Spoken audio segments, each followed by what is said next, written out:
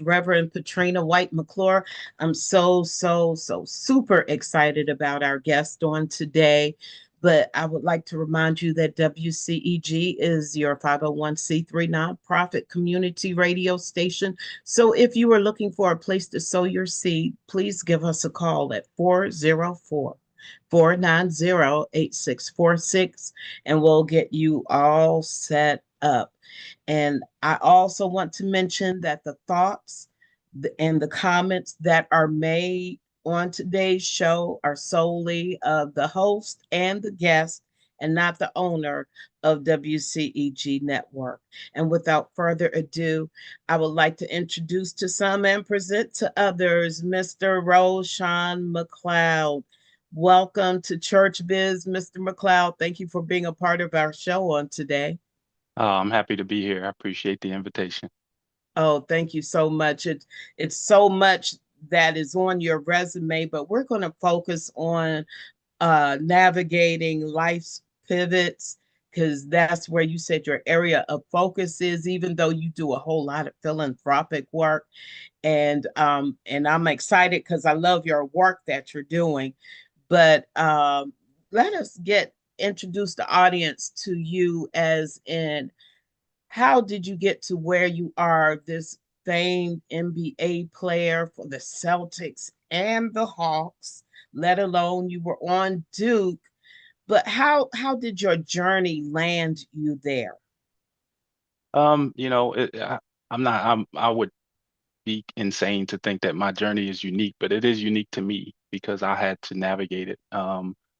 And I would say, growing up in Jersey City, New Jersey, I'm the oldest of five. And at a young age, I was really taught the values of responsibility. My mother had me at 16 years old. So, my dad was around, but not necessarily there. And he didn't, he was a young guy that was trying to figure out his own way, moving in from South Carolina to New Jersey, a huge cultural difference. So, we've had a long conversation about a lot of the, stuff that I had to forgive him and myself for, like, earlier in life. So now we have a really strong relationship. Uh, but I would just say my experiences with people have really shaped my worldview. Seeing the coaches that I was able to play for, the people that affected my transition. I didn't even start playing basketball till I got to high school. A lot of people would think, I played my whole life and everything I did. I hated basketball. I didn't even like it. It came natural. And I started in ninth grade. I quit as a 10th grader. And my mother, she wouldn't let me quit. Yeah, I'll never forget the statement she made. She was like, if when you're done, it's over, but I'll never let you quit of anything Mm. in life. And that was something I ended up living my life by, and I share with my own children and the mentees and the people who I come across.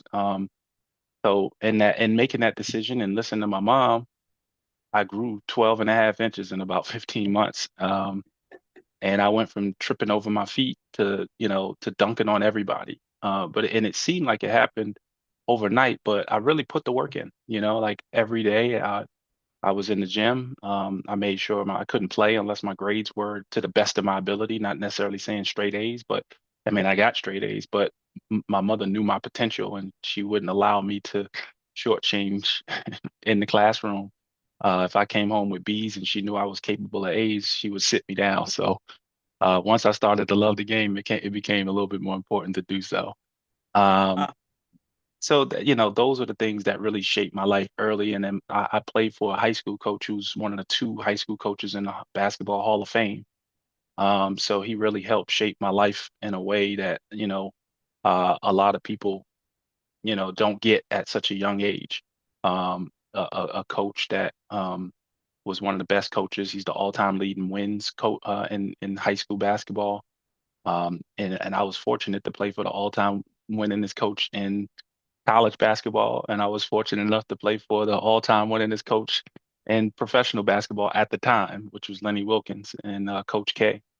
And so, being involved in lives with the success that these gentlemen had, They were family men, and they taught me a lot of things. I didn't see marriage a lot in my family, and if I did see it, it ended in divorce, um, in a lot of ways. But whoever was not the the cousin or the aunt or the uncles never left. They they always stayed around. So loyalty, I took loyalty out of that. I mean, so it just makes a whole lot of sense why I am in the position and how I think today with my life experiences like that. And then leading into, professional basketball, I never I never thought about being a professional basketball player. The funny thing is as a high school player, I just wanted to be the best high school player.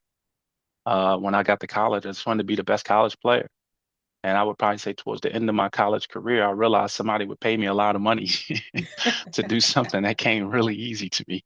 And so I started to take it really serious, and I made it a career.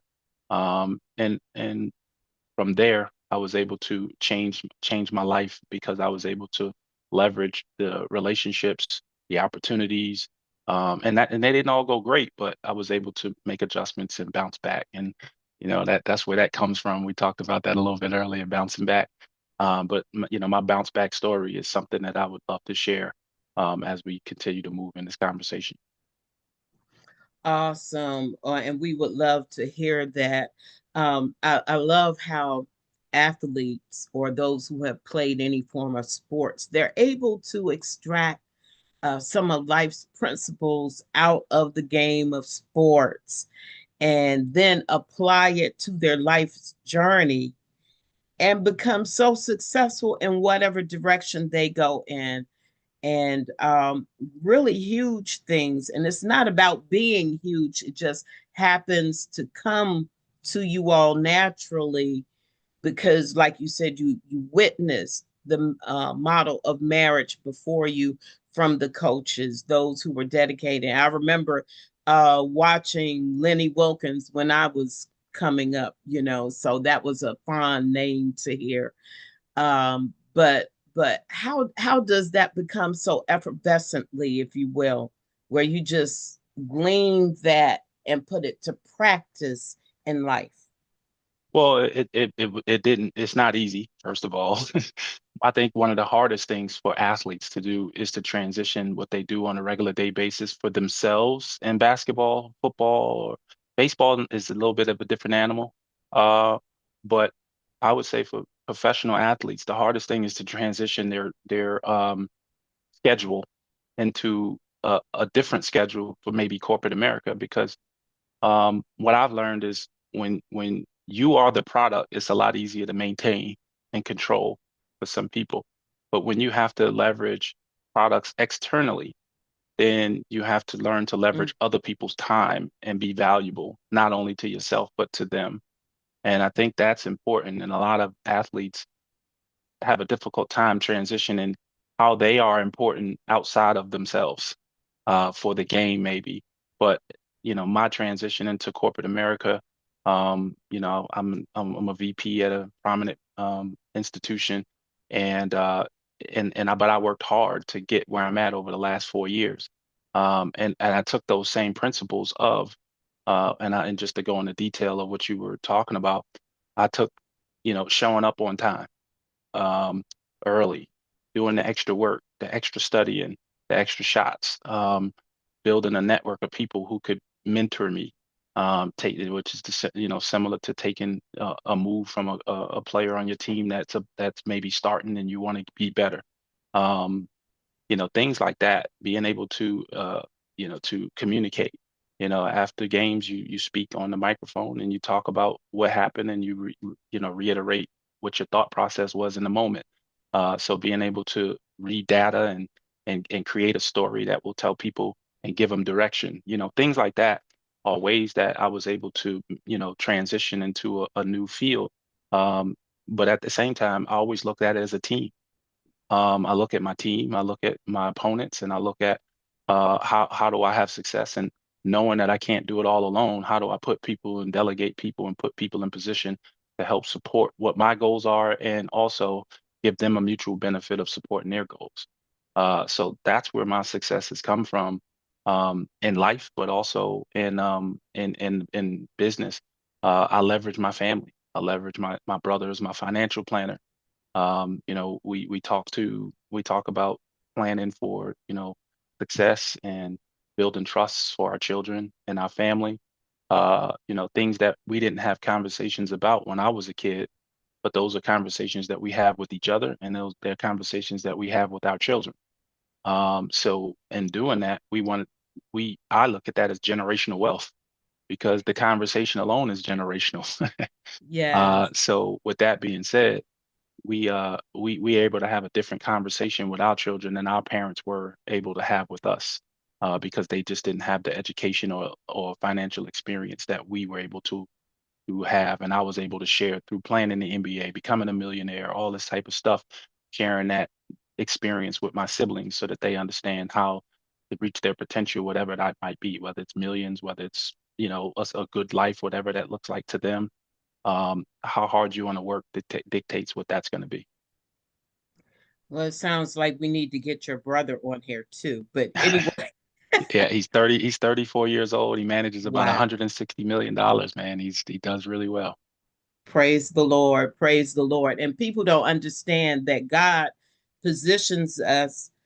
He can put us in place, but you said the things to do to stay there is show up on time, be early, work hard, do the studying, all the stuff that we have to do. God tends to bless what we surrender to Him as offerings. But you mentioned something critical. These were conversations that were not normally known in, especially in the underserved or underprivileged communities. So I applaud you for doing that with your siblings so that you can create that generational wealth that the Bible talks about. And people don't understand even what we're going through as a nation just this week alone is really about generational wealth for a few families, but it's about generational wealth. But if we had installed those same or similar principles in our own families, we could kind of survive the highs and the lows or the pivots in our lives today. So, what say you about that? Well, I mean, you hit the nail on the head. It's funny, two things. I was sharing with my wife a insert from TikTok this morning that Muhammad Ali was saying. He was on a show with Sly Stone, and a conversation was had with those two black men, and the two hosts were Caucasian men. And Muhammad Mm, Ali, we all know his persona and his charisma, and he was making a statement saying, I live in a country where, I got the white flag over my head, and how am I supposed to get ahead when it doesn't represent me? And he and Sly Stone started going back and forth, and Muhammad Ali made a statement. He was like, this is what I'm talking about. We're disorganized in the public. It was like, mm, I'm talking to mm. them and you talking to me about something that's almost impossible to do, which is change them. We got to change ourselves. There you go. And that it was a very powerful. I shared it with my wife this morning because I thought it was very powerful for like, even, I mean, we work with each other, like our family. It's a business. I mean, there's love there, but if you don't run it like a business, you'll run it into the ground. And That's so, everything. yes, and so sharing that with my wife, it just reiterated the things that we're doing right. And we have to be a united front in the public, and we can disagree behind the scenes and have conversations about it, but when we walk out of that room to the rest of the world, we look like a united front. And I think that's important, and I think that's one of the things we lack in our community that a lot of other cultures really have. They don't have they have a united front to the public. Um, and everybody doesn't agree because everybody's different and has different experiences, but you have to be able to show some sort of stability and some sort of camaraderie and togetherness, and be walking in the same direction so that something can get done. Just because you're walking in the same direction today, don't mean you're going to be walking in that direction 3 months from now, 3 years from now. But it needs to be, you got to be on the same road to make it work. And so when I hear you talk about that, that's one of the things that I think as a community, we have to get better at, and it starts individually in your homes. And as it becomes accustomed to being within the homes and being generational, where your children end up doing it right now, our children to being taught individualism as opposed to, family. Family is the backbone to every community, any successful community. And, we look at the worst times in our history as Blacks. We were married at the highest rate amongst all cultures. And now that we've had some success, we're married at the lowest. And we shouldn't have to sacrifice what is the stable, the stability of community for us to have success. And I think that's been something that we have to really diagnose and exchange, and we have to accept. Which I think that's really the most important word, because the research and the data is not going to tell us something that's not real. So you can't just manipulate the data to say what you want so you can feel better about it. So that's the tough conversation that I think is missing in today. You got to look in the mirror, and you got to be able to share. Like something happened at my job the other day where my team was in a learning a teachable moment, and my manager didn't want to, like, say I did something that, I mean, everybody was doing it, but I did something, and it came out, and she said my name first, and I came off speaker, and I said, listen, I'll take one for the team because it's a teachable moment and it's going to make us better. And she was very appreciative of her being able to use that experience to be able to share with the team how to make it better, because she and I went through it. And she called me afterwards and said, that's the type of leadership that we need on this team, to be able to, show our how important we are to the whole team. So I was very appreciative of that. But I'm a team guy. And if I gotta, like, even in basketball, I average 17 and a half points a game. But if I'm scoring 8 today because somebody else is scoring points, I'm gonna keep getting them the ball, because that's gonna help us win today. And then I gotta go rebound, and I gotta make the right pass, and I gotta make sure I'm setting good screens today. So you can't, just because it's not working for you today, sit it out. You got to figure out what else can you do to help propel your family or your team forward. And I think that's the way I view. And I'm not saying it's always right. I'm just saying that's my ideology, and I try to get it right better every day. You said so much right there. The individualism that's being taught in our society, and that we as African Americans have assumed that attitude, especially when at first they were intentionally tearing our families apart and using us as commodity. But we have to find a way, or the ways, to get back to that model of family in order to do all of those things you talked about, being a team player. And we notice that uh, a lot of this happens the further away we get away from God, the further away it's going to be for us, or that much harder it's going to be for us to work towards getting back to the point we walked off. It's interesting you made that point, because people, especially young people today, they always talk about, tradition being something people need to change because traditions are. They don't even understand what the word tradition actually means. They think tradition is just stuck in your ways. No, in reality, tradition mean it works. It's got Yeah. years and generations of working. Just because we have technology doesn't mean tradition isn't still valid. And I think that's the missing piece, that a lot of young people today, they think, oh, well, we're not going to do it the way y'all did it. Well, the way we did it worked. The way Yes. you're doing is not working.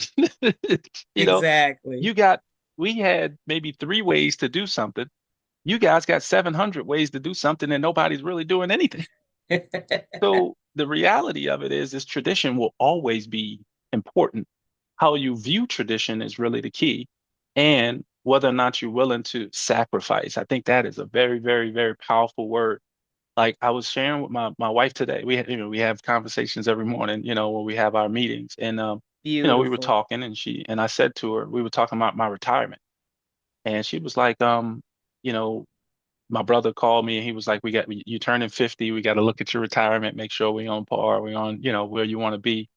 And so I said, well, when I retire, if I'm willing to take less to be able, because she was like, how much do you get? So I was like, I get X amount of dollars, and then if I pass before you, you get X, you get half of that. And then when you pass, it goes away because they get to keep it. I was like, I'm willing to take less so that my children can benefit from it generations from now. Like I got 2 million dollars in my retirement, and they tell me, yeah, we're gonna give you $20,000 a month for the rest of your life. And then your wife will get $10,000 for the rest of her life. Yeah, that sounds good. But when we're both gone, my children get nothing from that. So I Yeah. was, my brother and I having a conversation. I'm like, well, we'll keep it where it's at now. But when I decide to start taking it out, I might take all the money and just Hmm. let you invest it, because I like, if they're gonna give me 20 and you can create 10, I'm cool with that, because when I'm gone, my wife will still get 10. She won't get half. So I made it up already. And Yeah. then when she's dead, that money goes into a trust that's going to affect the rest of my future generations.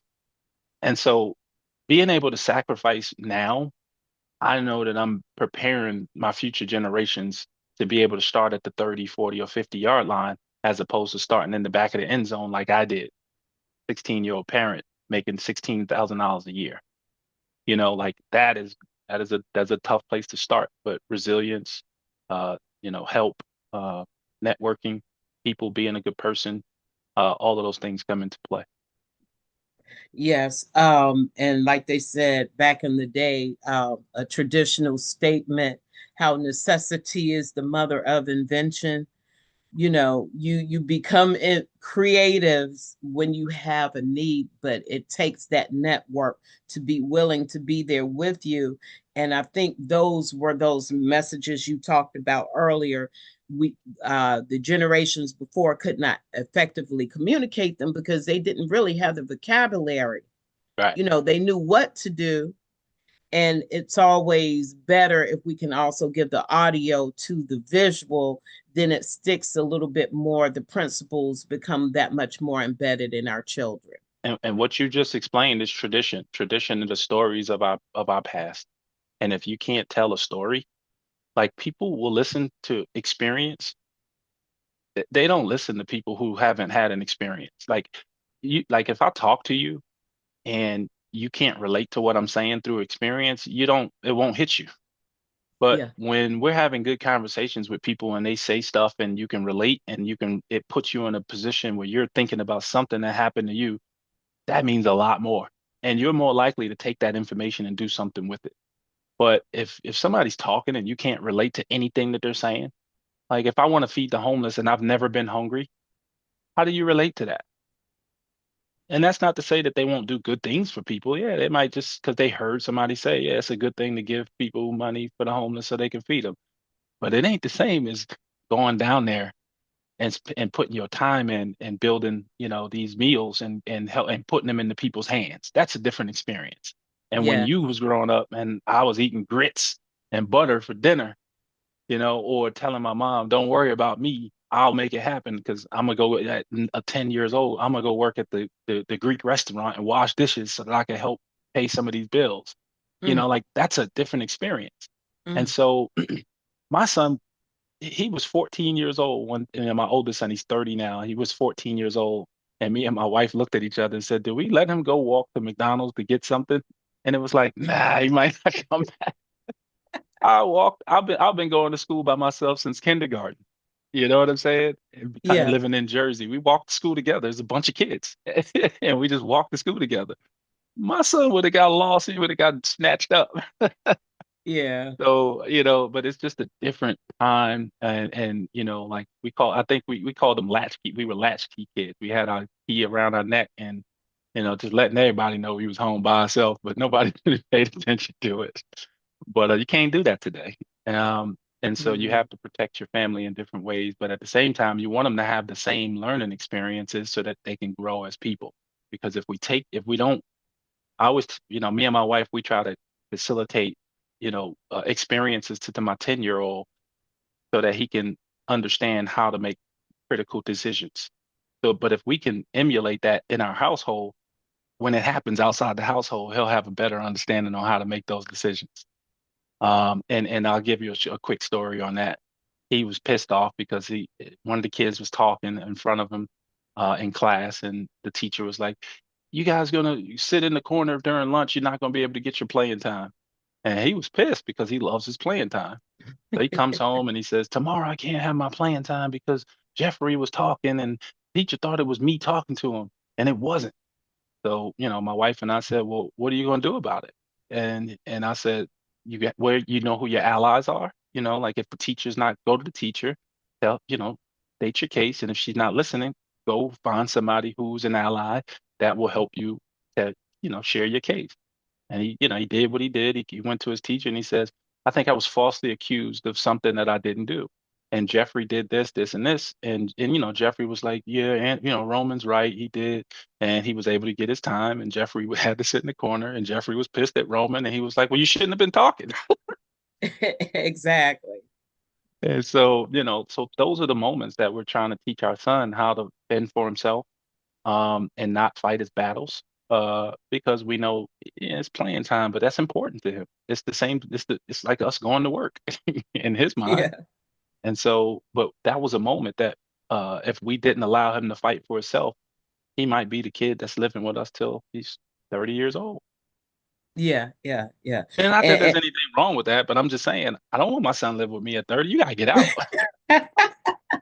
especially with you being the parent that you Yeah. are equipping and teaching you and your wife, you're giving him the tools necessary to survive life, and you're intentional about that. But so many other young people don't have that. And so there's so much that could be said about that. Like one of the most disheartening things is when other kids don't have what you're giving your son, Yeah. they'll boomerang or bombard him on a side he's not paying attention and use that against him. So I've heard horror stories about kids like yours being locked up because the other kids got jealous and set them up. Yeah. And And we talk so, about that too. okay, We good, talk good. about all of that stuff, like the trust factor, like he's 10, he still has that youthful innocence, and we want him to keep that as long as possible. But at the Yeah. same time, we know he's getting to that age where other kids start to think a little bit different. They don't all have that youthful innocence anymore. And Hmm. so by doing that, we always try to put it in context for him because he's pretty, you know, he's brilliant. Honestly, he's got 150 IQ, so he's really intelligent, and some of the things you might think he doesn't understand, but he's an ear hustler, man. He listens to everything we say, even when we don't want him to, and he'll come back and ask some questions like, "What is this about?" It's like, "Well, man, why you listening?" Why you ear hustling, man.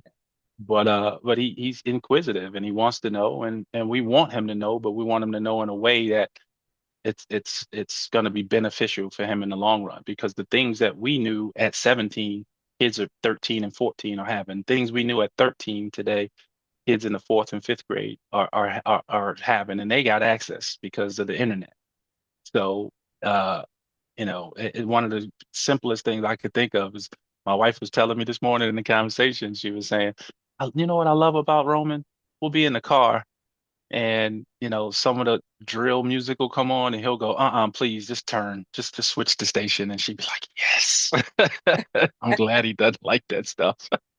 He like Michael Awesome. Jackson and Prince, and old school Shaka Khan. Like, my son is an old soul, man. Awesome.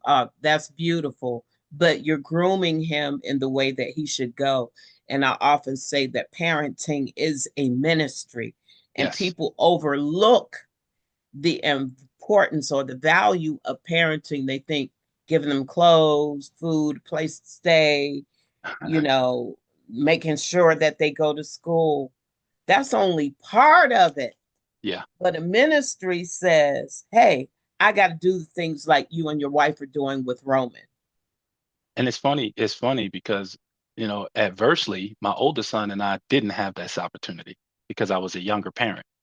I was a 19-year-old dad, and his mom and I didn't, we were together for about 9 years, but it was atrocious. Like the relationship, like I haven't spoken to her in 15 years, which is, her husband became my best friend, but just to make it work. But uh, when we were young, like she did everything in her power to try to just ruin my relationship with my older two children, just because we weren't together, or I didn't give her enough money, or she felt like she should have been in my wife's position, or whatever the situation was. I can't speak for her. I just know that it was not a great experience, right?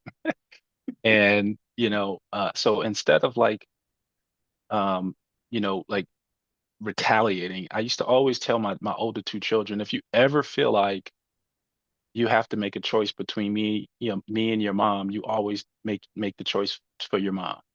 I was like, because the, I wanted to take it out of their hands that they have to make a decision so difficult.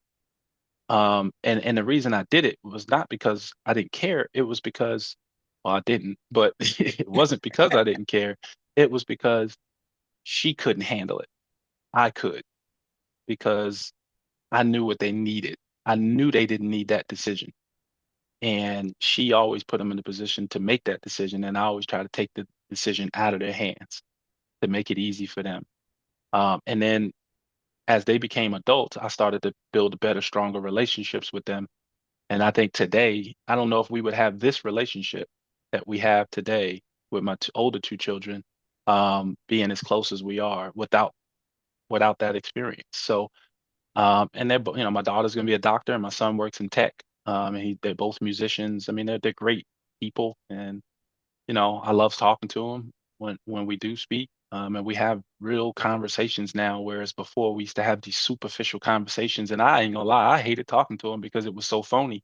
I used to be like, this is terrible, man. Like I can't, I don't know my children. They won't open up.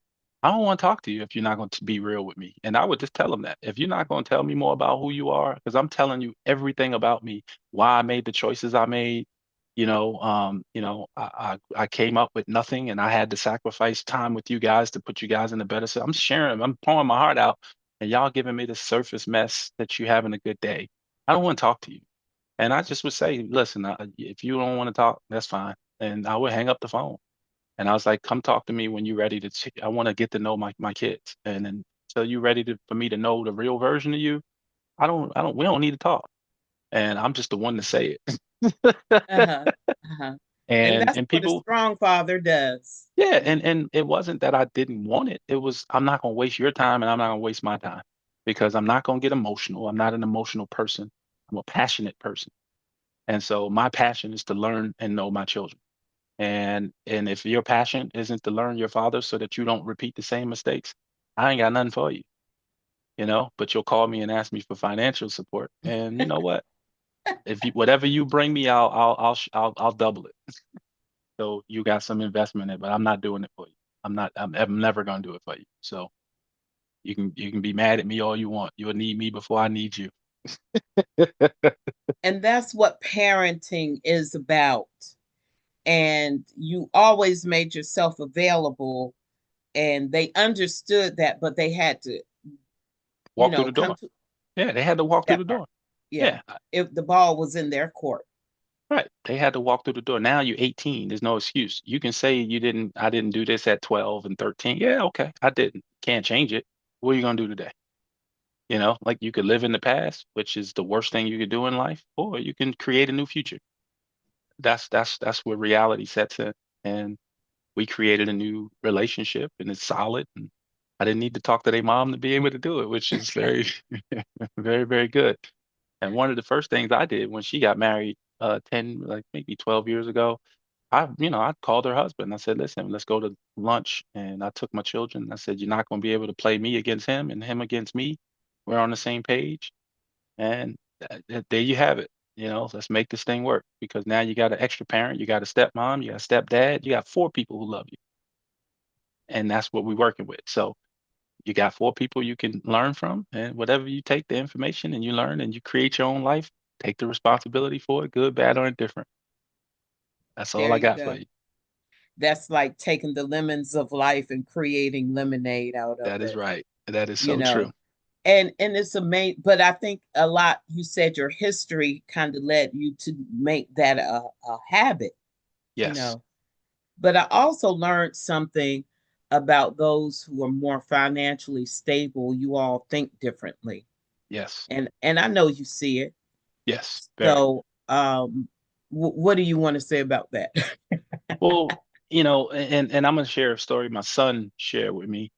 You know, when he was in middle school, he went to Whitfield Academy, Hmm. which is, probably 95%, white. And it's, a lot of those children, families are pretty well off. And he was really uncomfortable there, not because he didn't fit in, but because they had access to so much stuff that we didn't give him access to. Wow. And so our goal was to give him a strong spiritual foundation in middle school and elementary school, my children, and then put them in public school so they could see both sides of the fence.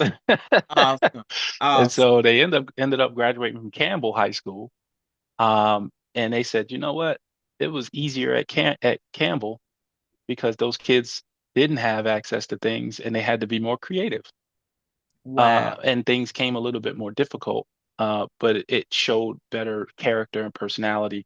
And so, the kids at Whitfield had access to things that they could purchase that, drugs, whatever it might have been, and they were doing things that you just didn't see at that age at the time.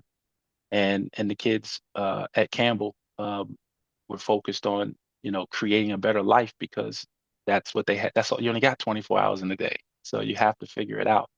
Then there was a few knuckleheads, obviously, but for the most part, most of the kids were trying to figure it out. This thing called life, and my son shared that story with me in one of our conversations, and it helped me understand and his own life experience. Um, and so one of the things that we share is like having depression. Like my son went through years of depression, and I went through 10 years of depression, and now we both managed that depression together. And it's really relatable between the two of us because we're able to share our experiences from different generations.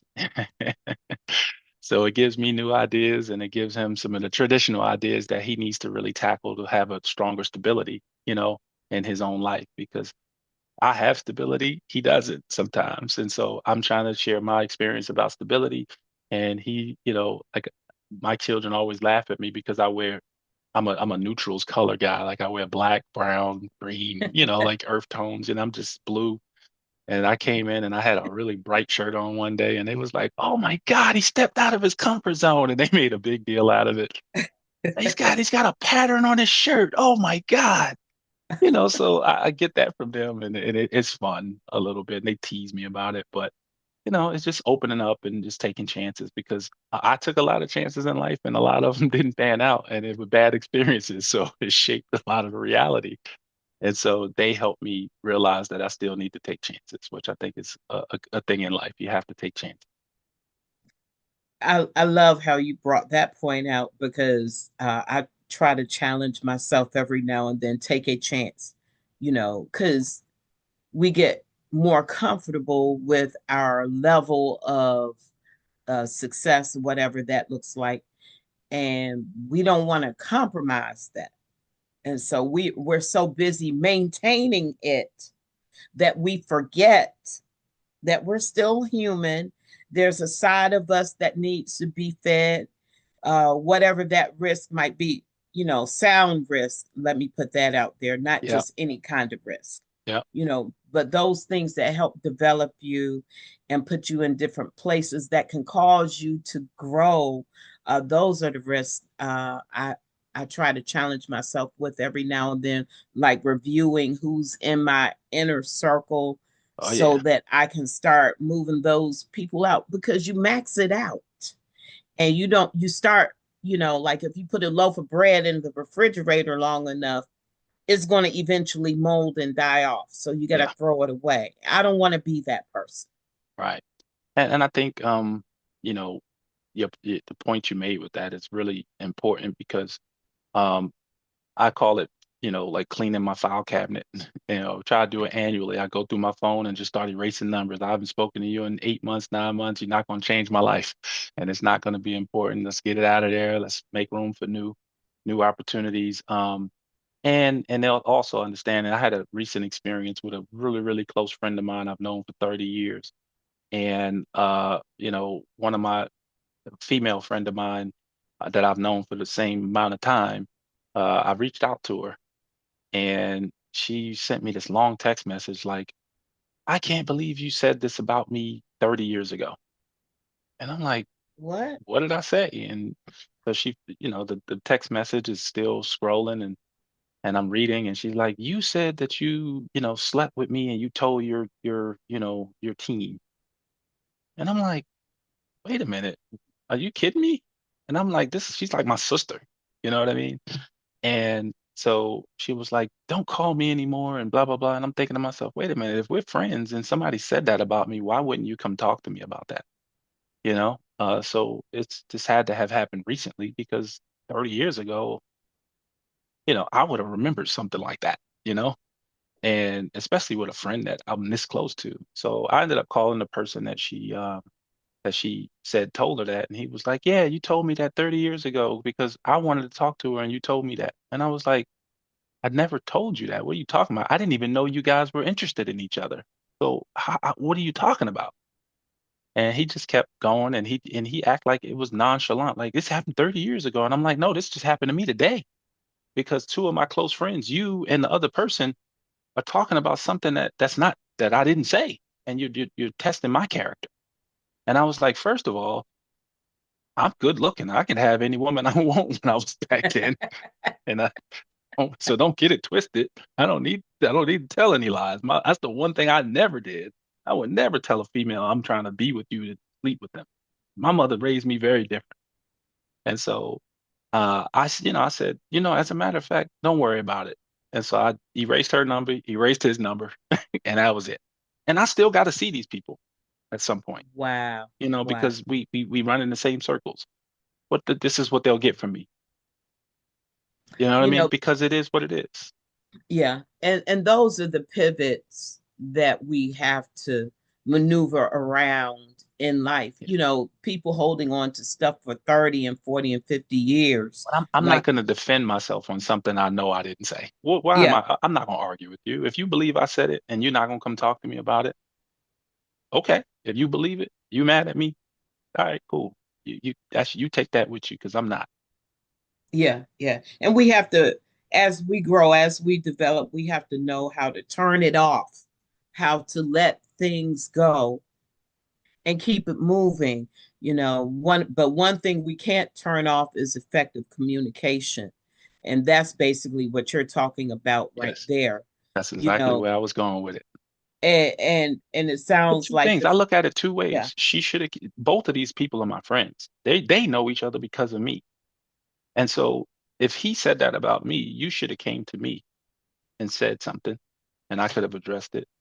But him being my friend, why is he telling you something? If let's say I did tell him that, why is he telling you that? What's his motive for that? And so in doing so, I just felt like, all right, so obviously you don't respect me enough to have a very difficult conversation with me, and that's okay. Maybe I'm putting too much emphasis on how close we really are today versus where mm, we were then. And that's okay. This is funny because I shared it with my wife, right? And my wife's like, he broke every bro code okay. I imaginable. wanted to say that. I'm like, what happened to the bro code? And I'm like, if she get it, why don't Yeah, you get it? yeah. So I found that to be very interesting. So, but like I said, sometimes you got to clean out that file cabinet, and that's okay.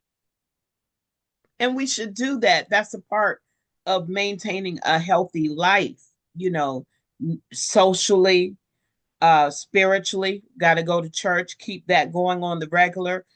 Familial wise, you got to keep communicating with the family. It takes constant work. You can't just do one good thing and think it's going to sustain you for the rest of your life. Yes. Likewise, with your relationship with your friends, the bottom line is you've advanced on, It's and they're okay. still doing the high Right. school It's thing. okay. Right. It's Yeah. okay. If And y'all want to do not to that, it's put them okay. Just down, leave I'm me just out of it. Yeah. yeah, Y'all can yeah, have that conversation about me, not with me. yeah, And yeah, that's okay, because I'm not defending something that I know to be untrue. That's an idiot to me. Why would you convince somebody that you didn't do something you know you didn't do? right, That right. doesn't make sense. Now, if I was in court, different story. But we're not in court.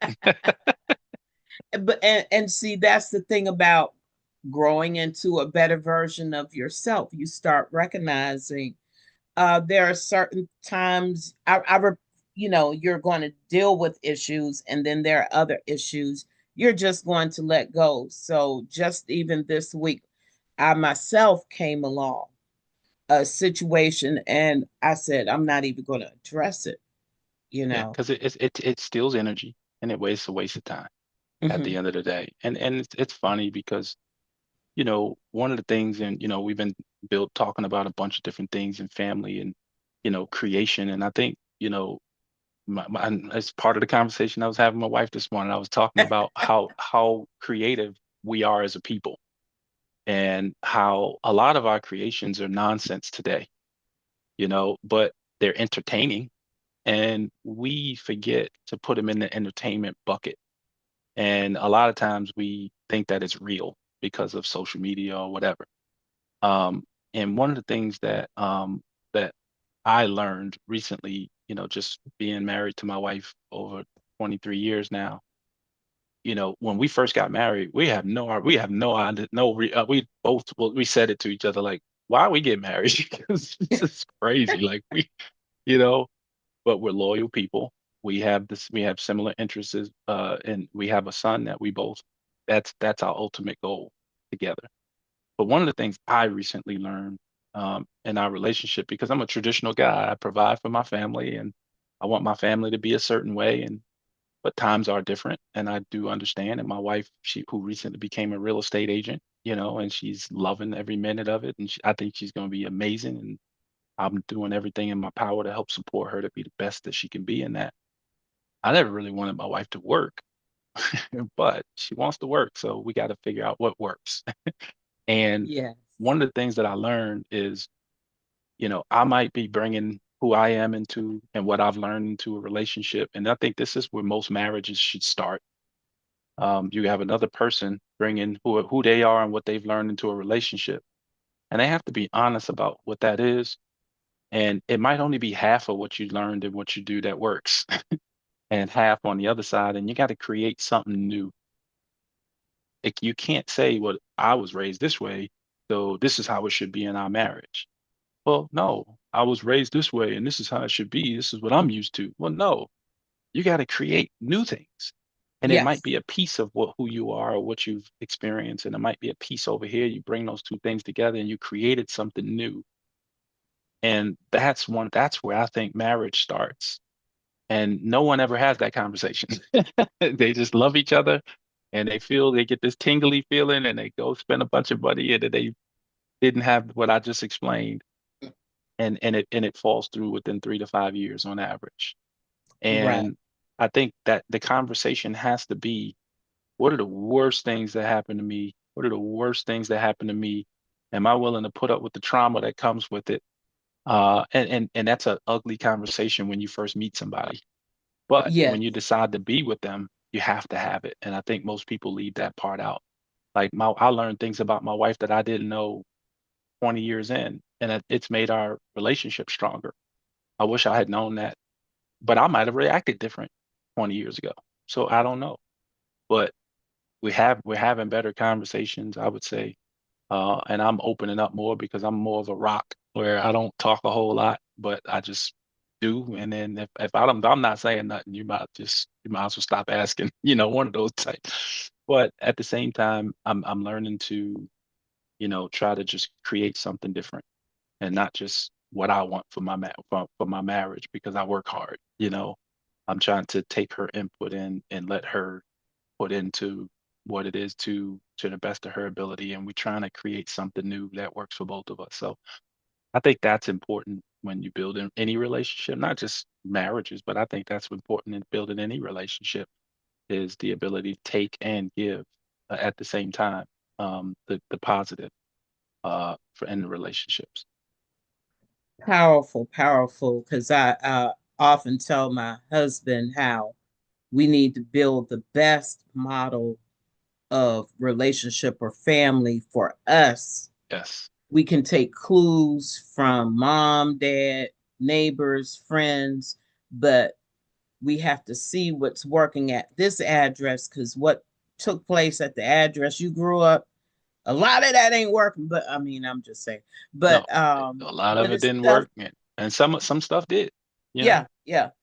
And so but we have to think about the impact of what we do as we exemplify what a healthy relationship looks like. But I'm proud that you and your wife have found that at an earlier age so that your relationship can be all the more as you continue to grow together.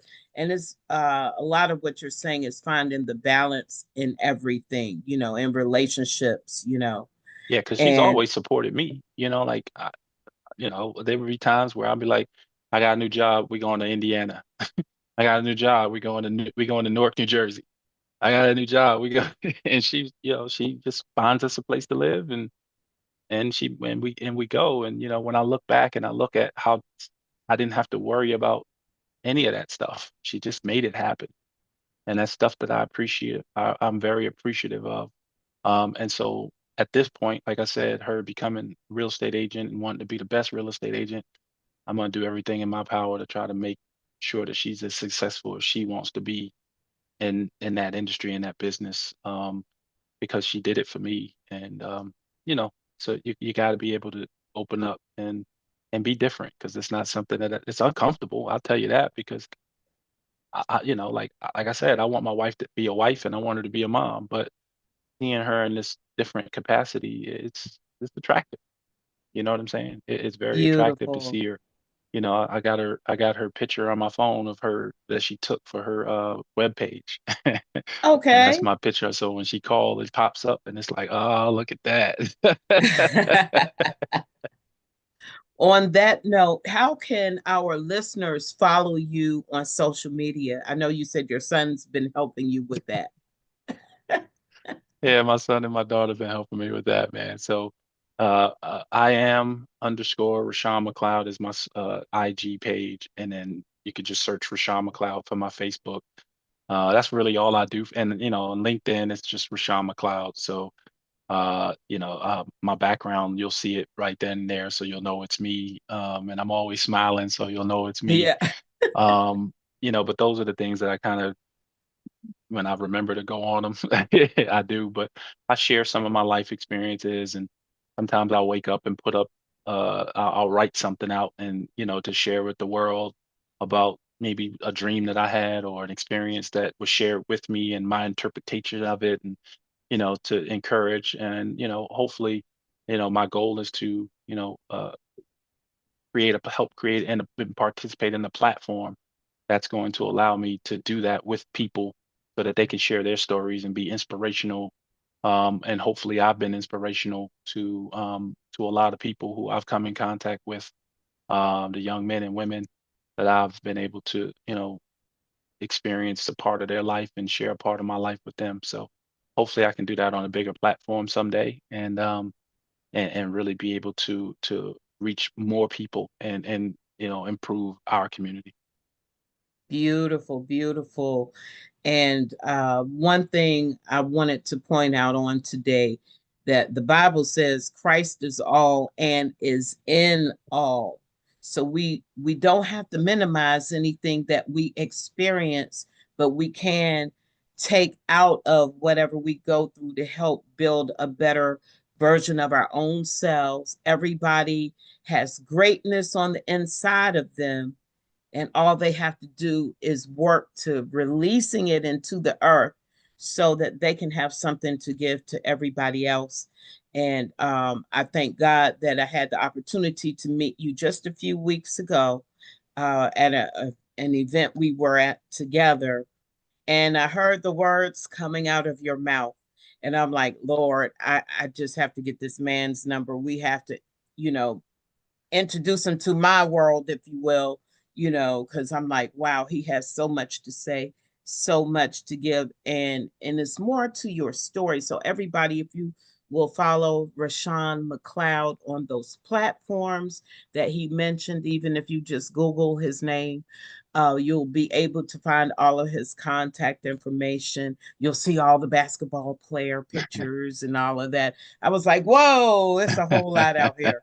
And so, but that's a good thing. It's nice to have you know, one of those, what you call it, those Wikipedia pages, you know, like it's funny because I'll be like, oh, I got a Wikipedia page. This is interesting. I don't think I looked at it like once. It's probably Wow. a lot of it's probably false, but you know, there's people just put stuff up there. But I find it very interesting, and you know, and I appreciate, like I said, the invitation. And one of the things I would like to leave with everybody is be ready for what God has for you, because a lot of times people will not be, and they'll be Mm, pissed off when it passes them by. mm, mm, And mm. I think that to me is probably one of the biggest issues that people have when when they're ready. They think that the opportunity is supposed to come, but you got to be ready before the opportunity hits you, because if it passes you, you may not get another one, and then you're stuck. So I would just encourage people to always constantly be preparing for the unknown. Uh, Mm. because if you can figure out what that looks like for you, you won't miss many opportunities, and you won't complain that the opportunities that you really wanted that passed you aren't showing up anymore. And just, I'm gonna add a little bit to that because that was so profound. But if you're complaining, that means you're not doing Doing. what you need to do to find your place in the earth. God put you here for a reason. First of all, get it together with the Lord. Okay. Once you get that together, ask Him to save you if you need to be born again. If you backslid, ask Him to bring you back home to Him. And then ask Him, Lord, show me why you put me here. You don't even have to figure it out. He already has the answer. He will put the proper resources and information in your life to get you to where you need to be. And it may not come through a friend. It might come through an enemy. You got to have the antennas up to see, get the message. You know, Exactly, my sister got exactly. released from her job the other day, and she was on Facebook saying, they did me wrong. I said, no, they did you a favor. I said, Yes, you've been yes. talking to me for a year and a half about leaving this place because you can't elevate. I was like, God pushed you out. All right. And now she's getting ready to start a new job where she'll make about $25,000 more, and she'll be able to learn new things to make more money. Like you were at your ceiling there. Now God pushed you out and took you out your Wow. comfort zone. And now he's putting you in a position to be able to make more money and do more and elevate yourself. So don't look at it like they did you wrong. They did you a favor. That was business. That ain't have none, that wasn't personal in no way. Life. Powerful. Powerful. Life. Everybody, listen to this show again. Get what you need out of it. ROSHOWN has shared so much that we all can use no matter how young or how old you are. But you be blessed now and take care of you, and all will be well. God bless.